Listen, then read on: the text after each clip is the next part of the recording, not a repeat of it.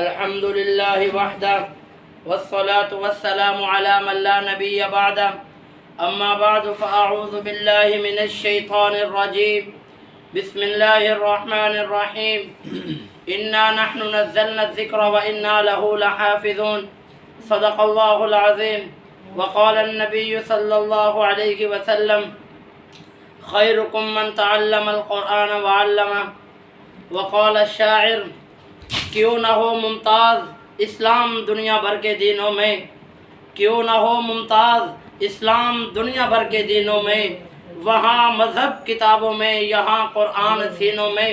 معزز سامعین ذی وقار، آج میری تقریر کا عنوان قرآن کتاب انقلاب ہے۔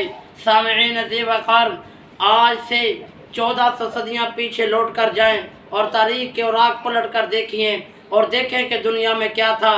ظلمت ہی ظلمت تھی، اندھیرا ہی اندھیرا تھا، زناکاری معیوب نہ تھی، چوری اور ڈاکہ زنی پر فخر کیا جاتا تھا، انسان انسان کے خون کا پیاسا تھا، جس کی لاٹھی اسی کی بھینس کا قانون نافذ تھا، عورت حیوانوں سے زندگی بسر کرنے پر مجبور تھی، کمزوروں اور ضعیفوں کا کوئی پرسان حال نہ تھا، الغرض کے انسانیت کا ٹمٹماتا ہوا چراغ بجھنے کو تھا۔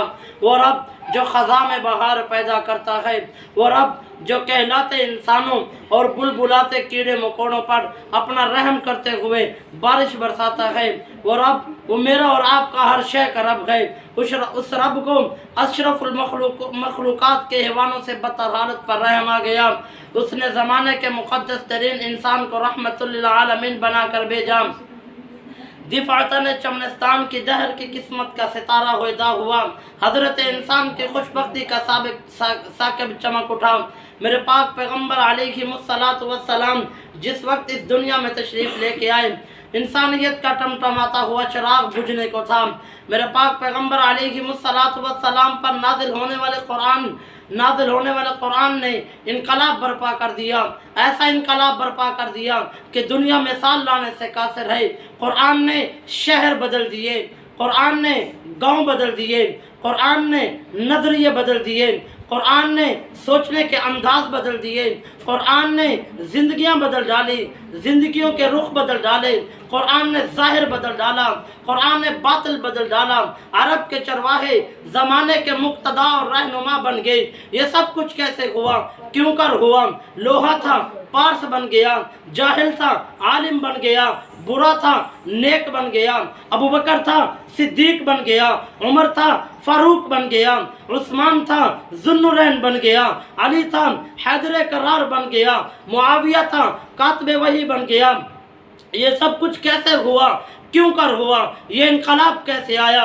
یہ انقلاب رسول اللہ کی محنت سے آیا۔ یہ انقلاب قرآن کو پڑھنے، اس کو سمجھنے، اس پر عمل کرنے سے بپا ہوا۔